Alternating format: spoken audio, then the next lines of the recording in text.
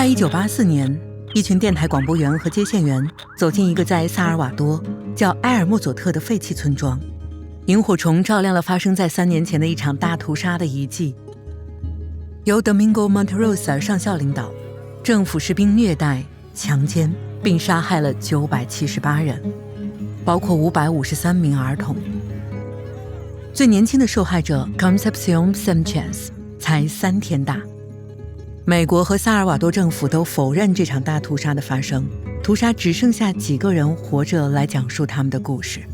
但是在文塞雷莫斯电台的帮助下，其中一位幸存者 Rofina Amaya 分享了他的见证，揭露了 Monterosa 以及资助他的罪行的政府。这场大屠杀是对萨尔瓦多的农民犯下的一长串的暴行。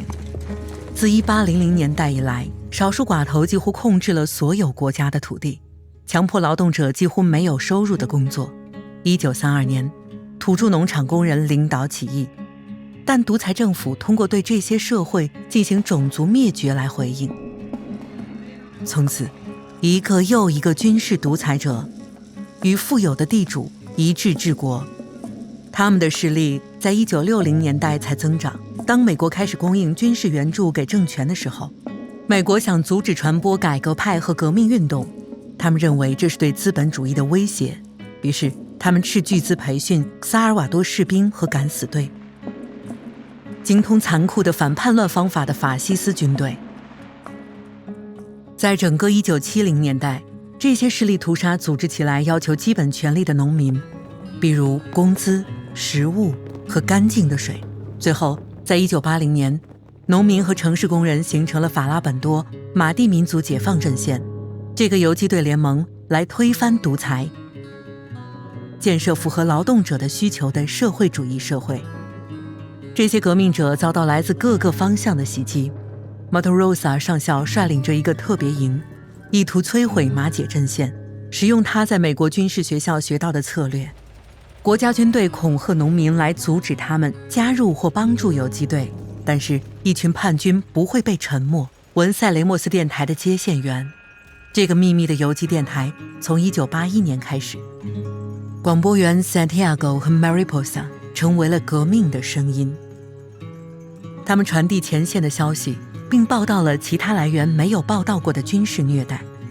电台的政治和人气使其成为备受瞩目的目标。因为他们在相对较小的区域内经营，他的广播员不得不不断移动来逃避捕获。为了在不被发现的情况下进行交流，该组把收音机改成电话，通过覆盖农村的数公里的铁丝网连接在一起。这条秘密电话线帮助了叛军来领先他们的追击者一步。除了报道新闻，电台在游击队控制的地区广播教育节目。在这里，农民组织了民主理事来治理他们自己，与合作社、学校和医疗诊所。组织者还鼓励平民妇女来参加这些理事会，来确保革命会推翻资本主义和父权制。女性大致构成1/3的游击队员，做着各种各样的工作。Monterosa 上校对摧毁文塞雷莫斯电台很着迷。在1984年10月，政府军终于获得了他们的电台发射器。Monterosa 本人去取回了设备，并举行了戏剧性的新闻发布会来庆祝他对颠覆者的决定性打击。但实际上，广播队又再一次智取了他。发射器是一个陷阱。当 Monterosa 的直升机离开记者会的那一刻，电台成员在埃尔莫佐特的上方引爆了设备，把上校在他屠杀过的村庄附近杀死。Monterosa 的死是在更大的冲突中的一场胜利。在1992年结束之前，内战持续了8年。当和平协议解散了压迫性的国民警卫队，并允许 FMLN 成为一个选举党，但这些协议并没有解决深层次的结构性不平等问题。在1993年，联合国真相委员会报道超过75000人死于战争。然而，萨尔瓦多立法机构阻止起诉战争罪，并继续妨碍司法公正，直到今天。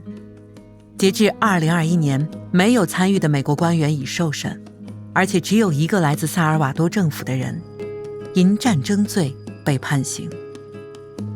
对历史的抹杀也在美国存在。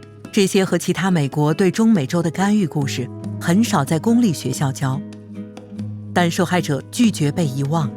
Rufina Amaya 持续分享她的证词，直到她在2007年去世。其他大屠杀的幸存者仍然组织来谴责国家暴力，他们绘制了旧的大屠杀地点，挖掘和埋葬亲人，以及建造圣所和博物馆，都希望授粉一个更公正的未来。如果你喜欢学习历史，请订阅我们的频道。每周我们都会发布一些动画，从反对凯撒大帝的阴谋到香蕉的黑暗历史。